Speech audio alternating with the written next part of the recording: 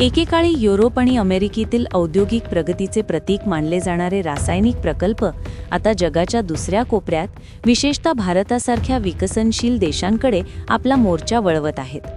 The गार्डियनने प्रसिद्ध केलेल्या एका अहवालातून एक धक्कादायक वास्तव समोर आले आहे. ज्या रसायनांनी पाश्चिमात्य देशांमधील पिण्याचे पाणी दूषित केले आणि पर्यावरणाचा ऱ्हास केला, तीच PFAS सारखी घातक रसायने तयार करणारे प्रकल्प आता भारतात स्थलांतरित होण्याची शक्यता निर्माण झाली आहे. काय आहे PFAS आणि ते घातक का आहे? PFAS म्हणजे पर अँड पॉलीफ्लुओरो अल्काइल सबस्टन्सेस. यांना फॉरेव्हर केमिकल्स म्हणजे कधीही नष्ट न होणारी रसायने असेही म्हणतात. नॉनस्टिक पॅन, जलरोधक कपडे आणि अग्निशमन दलाच्या फेसामध्ये यांचा वापर होतो. ही रसायने निसर्गात सहजासहजी विरघळत नाहीत. ती मानवी शरीरात साचून राहतात आणि कर्करोग, यकृताचे आजार, गर्भपात आणि रोगप्रतिकारक शक्ती कमी होणे यांसारख्या गंभीर समस्यांना निमंत्रण देतात. स्थलांतराचे कारण: कडक नियम की पळवाट?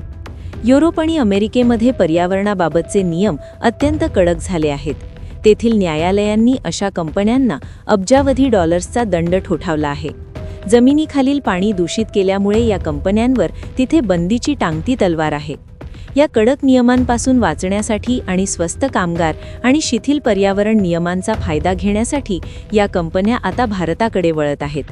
भारतासाठी धोक्याची घंटा: भारतातील गुजरात किंवा महाराष्ट्र यांसारख्या राज्यांमध्ये रासायनिक पट्ट्यांमध्ये, केमिकल बेल्ट्समध्ये अशा प्रकल्पांना जागा मिळण्याची शक्यता असते. जर हे प्रकल्प भारतात आले तर आपली नद्या आणि भूजल साठे कायमचे प्रदूषित होण्याचा धोका आहे. भारतात आधीच पिण्याच्या पाण्याची टंचाई आहे. अशात फॉरेव्हर केमिकल्सचा शिरकाव झाला तर ते पिढीजात आरोग्याचे संकट निर्माण करू शकते. परकीय गुंतवणूक आणि रोजगार निर्मितीच्या नावाखाली अशा घातक उद्योगांचे स्वागत करणे भारतासाठी महागात पडणारा व्यवहार ठरू शकतो. विकसित देशांनी जे विष नाकारले ते विकसनशील देशांनी स्वीकारणे हे पर्यावरणीय अन्यायाचे उत्तम उदाहरण आहे. केवळ GDP वाढवण्यासाठी आपल्या नागरिकांचे आरोग्य धोक्यात घालणे योग्य नाही.